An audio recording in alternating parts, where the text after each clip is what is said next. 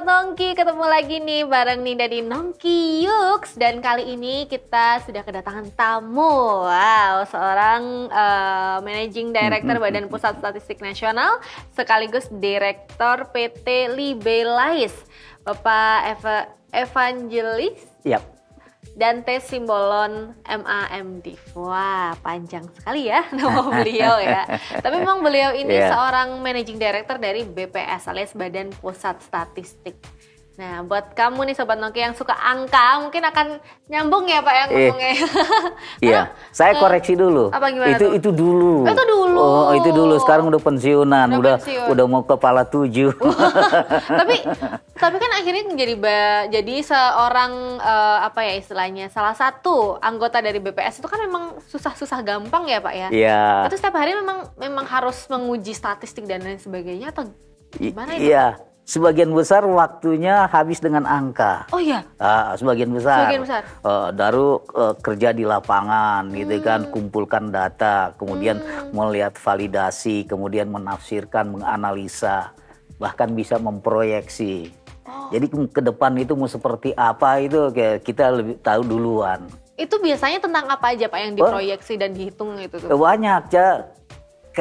Kayak ini sekarang aja virus gitu.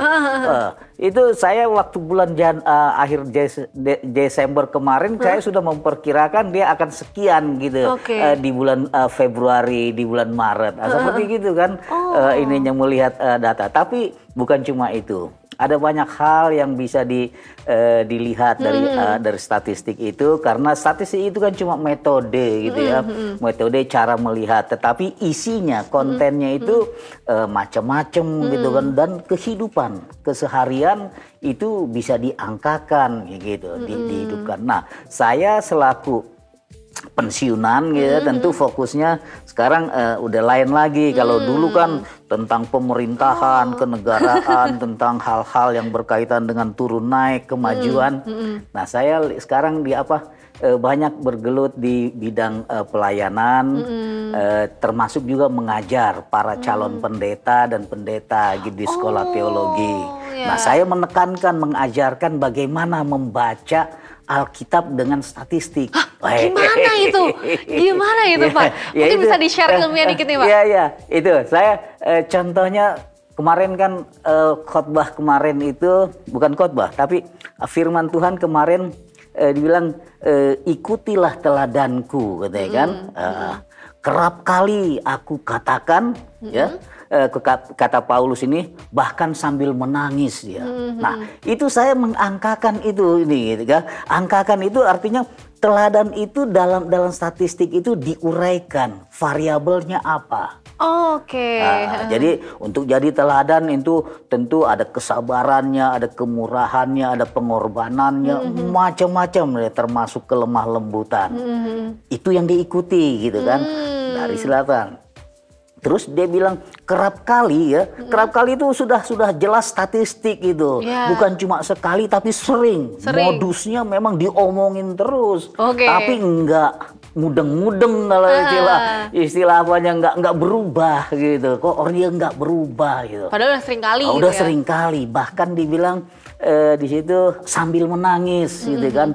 Jadi kesel sebetulnya gitu, dia udah kesel banget tuh, kok menjadi seteru Kristus ini. Nah, terus bicara seteru Kristus itu apa? Dijelaskan gitu kan, dalam realita hidup itu kan Tuhan perutnya adalah Tuhannya katanya. Kayak gitu kan. Perutnya adalah Tuhannya itu seperti apa sih gitu ya? Orang-orang yang kerjanya pagi, siang, malam untuk cari makan aja. Kan gitu kan, orang-orang ini yang dia orang-orang Kristen, tetapi nggak dikasih tahu perilaku nggak berubah. Kemuliaannya adalah aibnya gitu ya. Aibnya beliau melakukan hal-hal yang tidak terpuji, tapi ya nggak berubah. Itulah yang dikatakan seteru Kristus. Nah, penyadaran itu ya, kesadaran itu kalau statistik dilihat dari apakah rata-rata jemaat ya jemaat ini begitu gitu kan kelihatannya. Tapi kalau ditarik pada pribadi, apakah saya termasuk di dalam rata-rata itu, atau dia lebih tinggi di atas rata-rata atau masih di bawah rata-rata? Nah ini cerita statistik tentang bagaimana menstatistikkan sebuah firman Tuhan. Wah, sebenarnya menarik akhirnya. Ini satu apa ya istilahnya, satu pemikiran baru untuk bisa kita memahami firman Tuhan yang ada di Alkitab ya. Dan itu selalu Bapak lakukan akhirnya, atau saking terbiasanya? Terbiasa karena saya kan mengajarkan saya tahu ilmu statistik.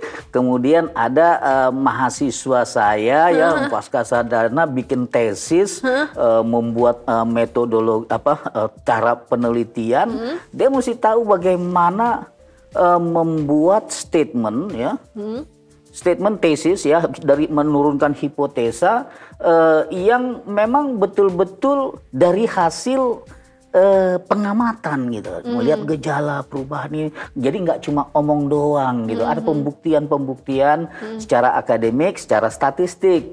Harus dia apa? Ya, baru itu namanya tesis. Kalau enggak ya cuma akhirnya cuma di awang-awang kan, pernyataannya nggak ada pembuktian gitu.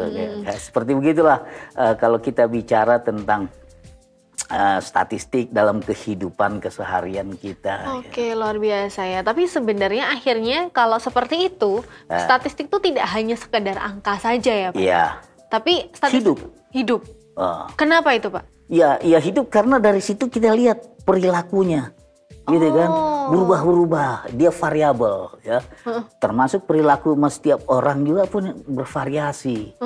Ya, ada beriman katanya misalnya kan, beriman dia imannya di kedalaman atau di kedangkalan kan gitu kan, nggak cuma sekedar bilang beriman gitu ya, titik, nggak satu poin, dia mesti ada variasi, dia mau masuk ke kedalaman tapi balik lagi. Ya itu namanya kumat ya. Ya. Nah, kalau misalnya seperti itu berarti statistik itu bisa digunakan untuk sehari-hari gitu ya Pak ya. Dan akhirnya Bapak melalui ilmu yang sudah diterapkan selama berapa tahun Pak itu di BPS? 40 tahun. Itu 40 tahun di BPS, nggak bosan itu Pak? Nggak bosan itu Pak? 40 tahun. Tapi awal mula nih Bapak akhirnya bisa ada di BPS atau mungkin mencintai statistik itu gimana sih Pak ceritanya? Mungkin bisa diceritakan terlebih dahulu nih Pak, supaya nanti siapa tahu motivasi untuk Sobat Nongki juga, kayak kan ada statistik itu kan kadang momok ya Pak ya, kayak itu statistik gitu kan. Nah, akhirnya bertemu dengan sosok yang mencintai sekali dengan statistik. Nah, mungkin bisa diceritakan dulu Pak awal mula bisa suka. Banyak hal yang membuat ya mula-mula sih memang saya juga enggak mendesain ke sana gitu ya, ke jerumus, tapi saya punya passion ya. Passion ya, suka berhitung, suka matematika gitu kan. Tentunya harus masuk pada pekerjaan yang dengan ada passionnya itu. Kalau nggak begitu, sakit kepala terus lihat rumus. Iya benar. Harus passion rumus gitu angkanya, ya. Harus ada passionnya. Dan gitu. Akhirnya menikmati. Ya saya tuh kehidupan, jadi perjalanan kemanapun ya saya melakukan survei, ya hampir seluruh Indonesia keliling ini untuk. Kemana aja itu Pak? Ya saya bekerja terakhir di Manado, Sulawesi Utara. Sebelumnya di Palu, Sulawesi Tengah. Jadi semua sampai ke pulau-pulau, ujung laut sana itu sudah lewat gelombang kapal yang besar itu dilewatin itu Kalimantan Tengah 4 tahun. Jadi termasuk di pusat lah banyak lama. Itu Bapak kerja atau jalan-jalan itu Pak? Kok kayaknya? Nah itu. Kenapa tuh Pak? Itu yang saya senang. Oh, jangan-jangan nih. karena sambil kerja saya bisa jalan-jalan gitu. Saya pencinta alam. Oh, pencinta alam yang suka matematika kan dari BPS. Jadi menikmati kalaupun ada survei apa itu kan setiap alam yang berbeda itu saya nikmati, saya lihat amati gitu kan, perbedaan, perubahan karakter satu dengan yang lainnya itu menjadi kehidupan. Ya, termasuk saya tinggal akhirnya stop by di Jogja ini ya, menikmati gitu. Karena saya membaca bagaimana misalnya tentang kelemah lembutan ya, antar daerah kan beda, apalagi kalau Mbak Nindi tahu lah dari Tapanuli itu lembut gitu, tapi lembutnya segitu. Betul. Gitu. Lembut dengan kalau di sini kan lemah lembut ya, memang lembut gitu. Terasa lembut. Apa aja. Sangat lembut. Makanya langsung akhirnya memutuskan sekarang di Jogja ya Pak ya, setelah ini ya. Wah, luar biasa ya ini. Kadang nih ya kalau saya ngobrol sama seseorang yang suka matematika atau statistik itu jadi pengen gitu kan. Cuman kayaknya kapasitas otak saya nggak mampu gitu untuk itu. Tapi gimana? Ya kalau didalamin ya dirasa semakin apalagi sekarang statistik itu jauh lebih gampang. Masa sih Pak? Oh iya. Karena kalau dulu berhitung itu, saya waktu tahun 70-an kuliah itu, ya berhitung itu belum ketemu kalkulator itu. Oh, iya? Itu masih mesin hitung pakai begini, model-model ini. Kalkulator belum ada tahun 70-an. Oh, iya? Kalau sekarang kan mau fungsi apapun gitu dengan statistik itu sudah banyak paket statistik yang tinggal pencet gitu. Keluar angkanya, keluar hasilnya, keluar kesimpulannya, tinggal membaca aja gitu. Beda kalau dulu, waduh, mumet deh. Makanya sekarang jauh lebih enak. Maka mengajarkan mereka pun sudah tinggal tahu artinya, tahu bagaimana fungsinya. Ini datanya. Ceburin gitu. Ceburin angkanya udah keluar hasilnya. Oh gitu. Itu paling dibandingin dulu. Makanya enak jauh lebih sederhana. Kalau dulu pernah nggak selama mungkin bekerja atau mungkin kuliah di statistik itu tadi, terus kemudian Bapak menemukan satu tema yang menurut Bapak unik untuk dicari statistiknya gitu, yang masih terngiang sampai sekarang, yang berkesan, yang paling berkesan? Oh ya, karena sekarang saya sewaktu bekerja di Jakarta itu saya ngambil sekolah teologi, filsafat teologi ya, bukan teologi jadi pendetanya, tapi filsafat teologi, dan termasuk sana filsafat kepemimpinannya.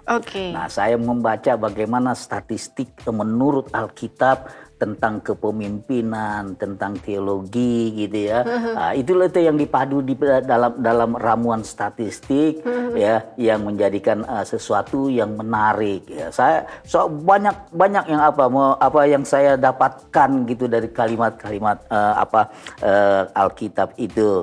Termasuk bagaimana membangun gereja ya dengan statistik gitu. Gimana itu Pak? Ya simpelnya aja. Sederhananya ini kan rame kerumunan gereja masuk gitu kan. Contoh di gereja kerumunan. Tapi frekuensi dia datang ke gereja itu ada berapa banyak sih gitu dari populasi gitu. Pernah kita lakukan itu di sini dan di Gejayan. Ya. Di sana ditemukan ada sekian persen, lebih sekitar 10% yang hadir itu cuma 1 kali dalam 1 bulan. Nah, itu di situ kan kelihatan kan persentase mereka yang hadir, kehadiran di apa. Nah, dikejar lagi gitu. Kenapa dia cuma 1 kali 1 bulannya kan kita pengen tahu alasannya. Nah, jadi termasuk yang hal-hal begitu di masa pandemi ini. Ya, masa pandemi ini kan ada menggunakan Zoom, ada yang orang yang memang nggak datang tapi gereja mesti bisa membaca, monitor mereka hadir apa enggak sih gitu. Dari viewer gitu ya, dari apa, dari partisipan itu bisa kelihatan ininya. Dan satu hal yang menarik sebetulnya gereja mesti kejar ya, artinya mesti kejar cari tahu.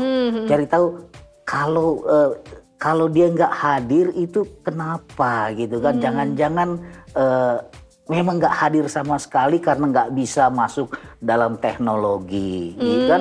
Ini apa banget gitu, apa dalam teknologi nggak bisa pakai Zoom, apa gitu kan? Nah itu mesti ada bentuk pelayanan lain yang juga mestinya gereja hadir di sana kepada mereka gitu. Nah hal-hal semacam itu dari statistiknya mesti kelihatan gitu, bisa dibaca, dikenali. Hal-hal demikian. Itulah fungsi apa. Artinya banyak gereja karena berubah cara new normalnya, dia harus tetap ikuti eksis dengan teknologi, tetapi juga mampu menggembalakan jemaat-jemaat yang tidak masuk di dalam teknologi itu. Nah itu yang saya katakan, itu dengan teknologi Zoom ini ya. Saya cerita tentang Zoom ini 2 tahun yang lalu, begitu masuk pandemi, anak saya kasih sama saya apa? Pak ini langganan Zoom 1 tahun. Dikasih apa? Berbayar gitu. Nah tentu saya punya keleluasaan gitu ya, mau pakai mau enggak, tapi itu tanggung jawab saya. Artinya dia berikan anugerah buat saya itu untuk menggunakan itu, tapi saya punya tanggung jawab untuk menggunakan ini untuk apa gitu. Nah jadi makanya saya banyak ngajarkan orang-orang untuk masuk dalam komunitas Zoom pertama. Kemudian orang yang sudah masuk dalam komunitas Zoom mengajarkan bagaimana dia menjadi host ya, pemimpin untuk membangun komunitas-komunitas lainnya gitu. Di dalam mengajarkan seperti gitu. Karena dengan cara begitulah mereka bisa apa? Artinya ini orang-orang tua.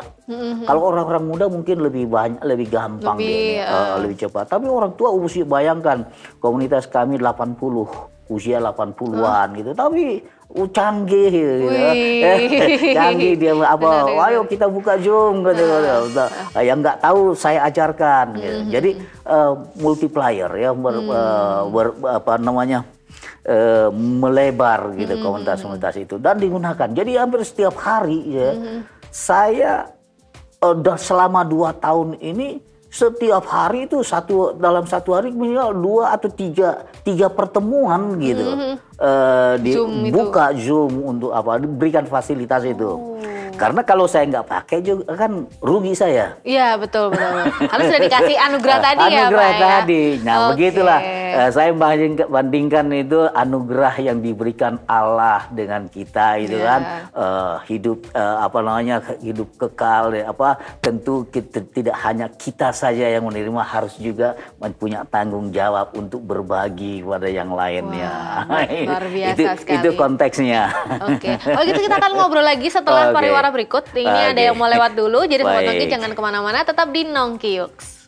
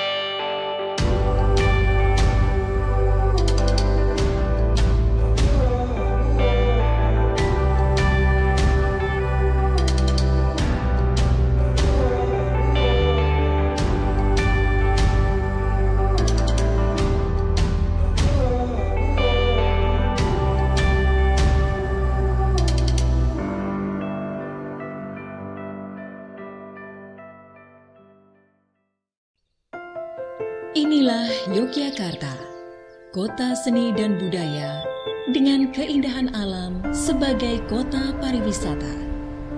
Terletak di jantung kota Yogyakarta, Kencana Foto dan Videografi yang telah berdiri sejak tahun 1981 menjadi bukti betapa fotografi telah berkembang dan menjadi seni yang terus bertumbuh.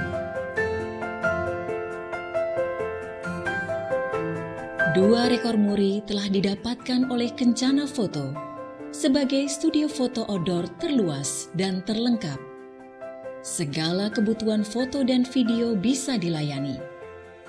Dilengkapi dengan berbagai macam fasilitas seperti galeri frame, ruang make up yang luas dan nyaman, gaun-gaun yang lengkap, serta segala kebutuhan foto lainnya. Kembali di Nongkiyuk, si Sobat Nongki tadi sudah ngobrol bareng Pak Dantes. Kita ngomongin soal bagaimana statistik itu akhirnya, kalau menurut saya ya Pak ya, membedah satu persatu menjadi lebih terang, menjadi simpel. Dan ini maksudnya apa sih dibedah lagi satu persatu? Oh maksudnya ini gitu kan, untuk supaya kita bisa mengerti tidak hanya luaran saja, tapi juga lebih dalam lagi. Dan tadi akhirnya juga ngomongin soal gereja, terus ngomongin soal Zoom juga ya Pak ya. Akhirnya membuat sebuah komunitas yang isinya itu usia 80-an di antara itu. Dan kemudian mereka canggih gitu kan, nge-host Zoom sendiri. Saya aja mungkin belum tentu bisa gitu kan. Nah, tapi dari Pak Dantes sendiri nih, mendirikan komunitas seperti itu, ada kesulitan nggak sih Pak dalam menjalankannya? Atau mungkin ada suka dukanya apa gitu? Ya, karena memang ini pengetahuan baru yang mesti diajarkan. Sebetulnya gampang, tetapi karena nggak pernah tahu, sepertinya susah buat mereka. Gitu. Tapi punya kesabaran lah mengajarkan. Tekan ini gitu kan, satu persatu langkah itu diajarkan. Akhirnya mereka sudah terbiasa gitu, malah menjadi menjadi leaders ya. Karena itulah makna, karena saya ini komunitas pelayanan pelayan ya. Tentu kan dia pelayan itu kan harus bisa melayani gitu, nggak cuma saya nggak bisa katanya dengan apa, nggak bisa begitu. Dia harus buka wawasan, belajar itu untuk pelayanan itu. Anak saya aja kalau cucu bukan anak saya, cucu saya 2 tahun, kalau nge-zoom ya, dia langsung dia bikin spotlight. Dibesarkan opungnya. 2 tahun. Wah, keren. Ya kalau anak-anak zaman sekarang itu dia di Jepang sana juga gitu kan, bikin spotlight gitu. Dia tekan gitu gambar titik 3 terus dibikin spotlight. Itu baby boomers ya, baby boomers. Jadi apalagi itu. Jadi ke depan ini dia memang dunianya memang harus masuk ke sana. Dan orang-orang muda, orang-orang yang sahabat Nongki, orang-orang yang mau mencari makna gitu di dalam dia harus masuk dalam kehidupan seperti itu.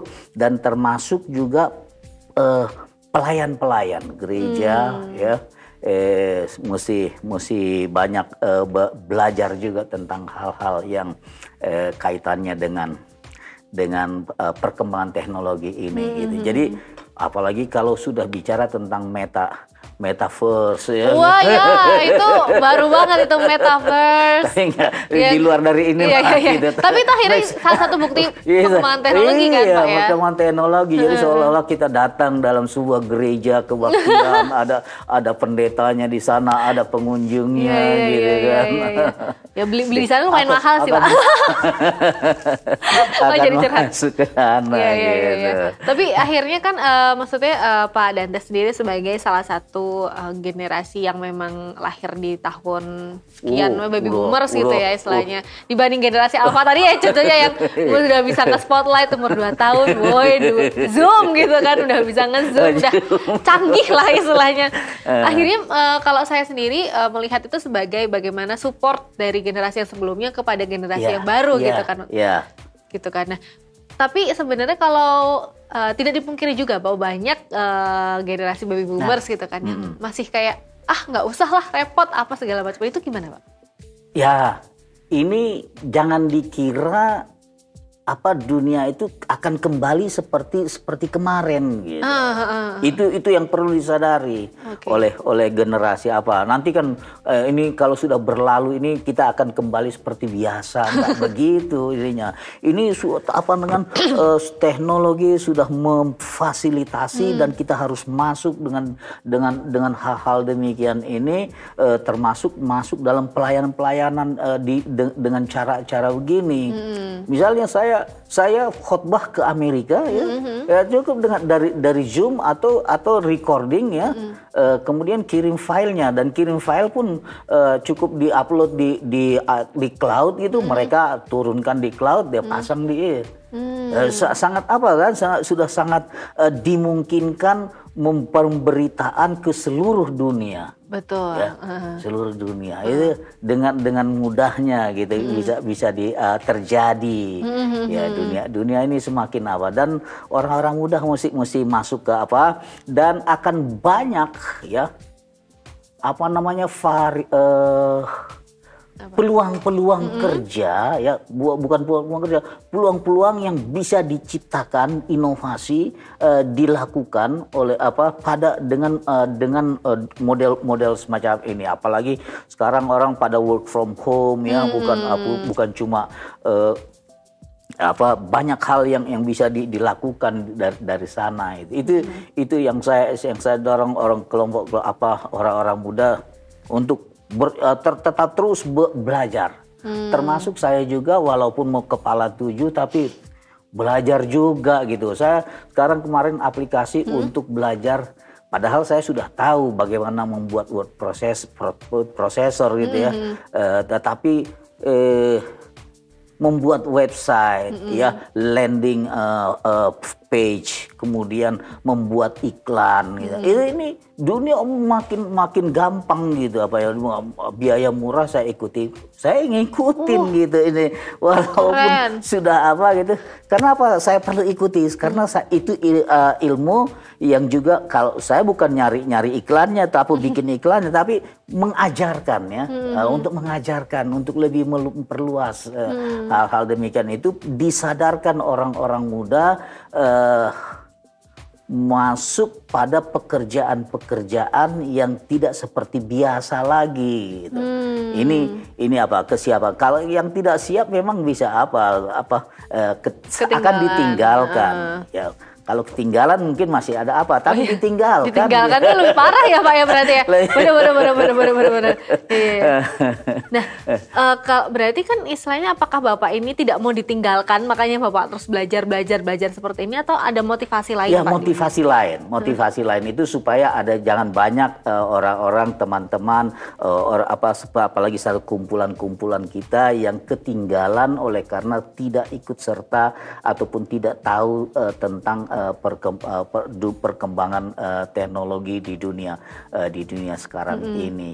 Nah, cuman kan akhirnya ada beberapa, ini ngomongin soal teknologi ya, ini sedikit menarik sebenarnya, karena biasanya kan yang ngomongin teknologi itu kan anak muda. Ini sekarang seorang bapak mengomongkan soal teknologi yang katanya nih, selain ada dampak baiknya juga ada dampak buruknya. Nah, kalau dari segi pandang Bapak yang memang sudah selain sudah lebih dulu makan asam garam, ini gimana nih Pak soal teknologi ini akhirnya? Saya yang paling duluan waktu saya belajar di Amerika itu information system ya, baru menjajaki bagaimana membangun internet. Sebelumnya malah ya, jadi yang dipelajarin masih awal, jadi dosen-dosen kami itu yang memang dia yang membangun internet gitu di jadi tapi artinya udah jauh banget kemajuannya, dan cepat gitu. Cepat dia punya dan itu kalau saya walaupun sudah usur ya senja gitu, tapi saya mesti ikuti pelan-pelan gitu ya. Dan memang masih banyak kalah, apalagi orang-orang muda sekarang nih, sebetulnya ada banyak yang lebih canggih-canggih lagi di dalam dunia teknologi ya, berkecimpung di sana untuk ikutin gitu. Itu yang saya lihat dengan teknologi ini. Jadi ya masalahnya tetap never too old to learn gitu. Never too old to learn, oke. Quote of the day. Karena banyak sobat nongki yang menurut saya sih merasa kayaknya aku udah terlalu tua deh untuk ini. No, never say it again ya. Never too old to. Tapi iya loh, itu masa merasa padahal dia masih 20 sekian gitu kan, atau masih berapa, kayaknya aku udah terlalu tua deh untuk itu. Itu dihilangkan ya. Contoh lah Pak Dantes ini ya. Iya, harus maju harus terus. Maju, harus tapi selalu juga belajar. termasuk maju di dalam pelayanan ya. Pelayanan mengikuti teknologi ya. Karena modeling di dalam pelayanan itu juga sudah berubah. Ya. Ada banyak perubahan cara dan perluasan serta percepatan. Gimana? Pemberitaan ya. Itu kan dengan YouTube dan sebagainya, itu kan berarti kita memperluas, mempercepat, memperbanyak orang mengikuti dan tidak lagi pada sekat-sekat kelompok gitu kan. Dia sudah nggak ada sekat dinding gereja, jauh lebih luas lagi kita lakukan pelayanan kita itu. Coba bayangkan kita di penjara ya. Artinya pelayanan bukan penjara, pelayanan ke penjara. Setiap minggu kami pelayanan, bikin komunitas pelayanan ke penjara.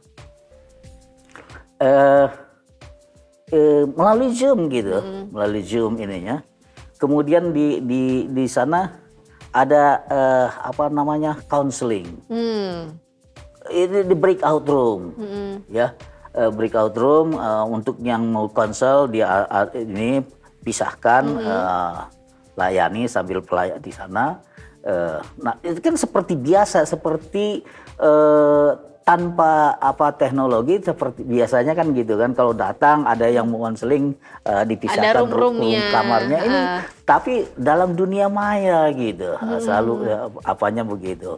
Jadi bisa diimitasi ya ruang-ruang itu sebanyak yang ada yang dibutuhkan, kemudian dilakukan pelayan. Jadi pelayanan itu tidak terhambat hanya oleh karena ini pandemi. Tidak bisa bertemu gitu. Nggak bisa bertemu, nggak ada istilah itu. Gitu. Ya, tetap pandemi justru dia memacu orang untuk bisa lebih luas, lebih banyak lagi. Asal dia mau belajar itu tadi ya. Nah, oke, terakhir nih Pak Dantes nih, mungkin bisa disampaikan ke Sobat Nongki dan juga sahabat makna semuanya mengenai apa sih yang sebaiknya kita lakukan di saat-saat seperti ini terkait teknologi, statistik dan lain sebagainya. Monggo. Ya, mungkin tadi juga sudah menangkap ya esensi dalam belajar itu.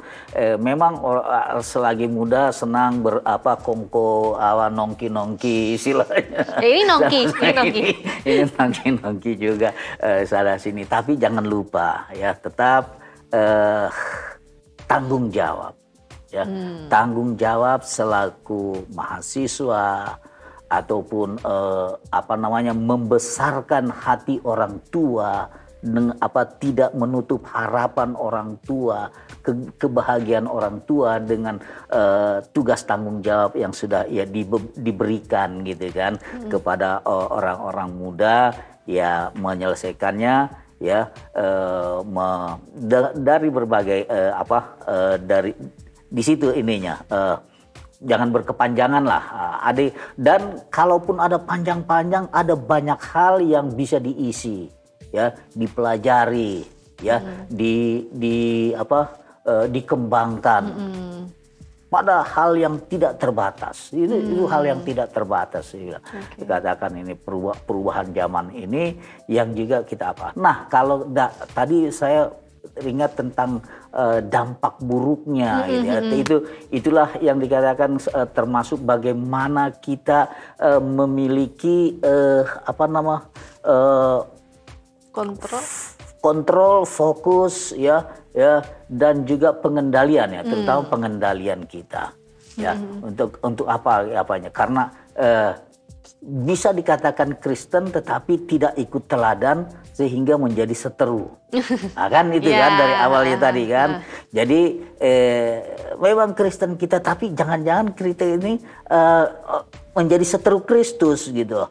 aib kita kemuliaan menjadi kemuliaannya. Aibnya itu yaitu tadi menggunakan teknologi dengan semena-mena ya, tanpa ada tanggung jawab ya, menyia-nyiakan waktu yang diberikan ya, dengan kenyamanan ya, padahal ada tanggung jawab. Itu diantaranya yang mesti buat orang-orang muda ya. Didiklah orang muda ya dari sejak masa mudanya ya, jadi kelak tidak akan menyimpang. Itu ya memang ingat itu bahwa masa muda itu adalah bukan cuma untuk happy tapi ada didiknya, pendidikan, menyerap, belajar, banyak hal yang mesti dilakukan. Oke, masa muda memang indah, masa explore, tapi tetap harus dikontrol ya. Harus ada tanggung jawab juga gitu ya Pak Dantes ya. Luar biasa. Oke. Terima kasih sekali Pak Dantes, ini tidak terasa waktunya sudah cukup. Padahal banyak sekali yang pengen digali ya dari Pak Dantes. Mudah-mudahan sehat selalu, sukses untuk komunitas Zoom-nya, dan semakin banyak mudah-mudahan bisa menjadi berkat untuk sesama. Amin. Dan untuk sahabat Tongki semuanya, terima kasih sudah mengikuti acara ini. Dan kita ketemu lagi di next episode bersama narasumber yang luar biasa tentunya di Nongki Yuks. Bye-bye. Bye-bye.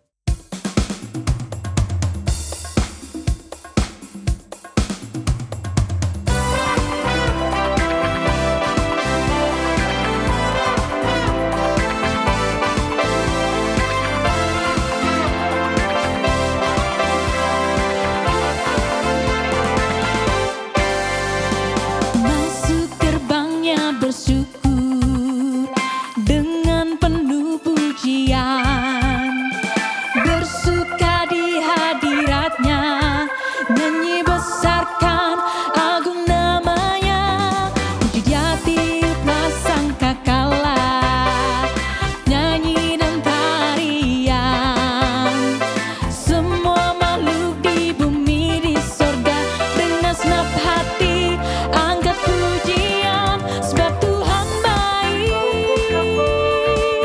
sebab Tuhan baik, sebab Tuhan baik, anugerahnya kekal selamanya,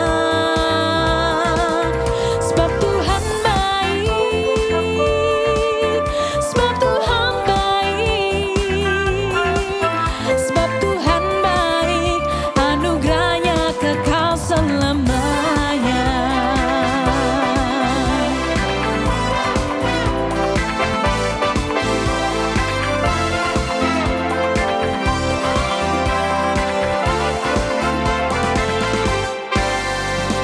Yesus Kristus Allah Tuhanku, pencipta segalanya, datang sujud di hadapannya, angkat tanganmu, naikkan pujian, puji dia tiuplah sangkakala, musik dan tarian, semua makhluk di bumi di sorga dengan senap hati angkat pujian, sebab Tuhan baik.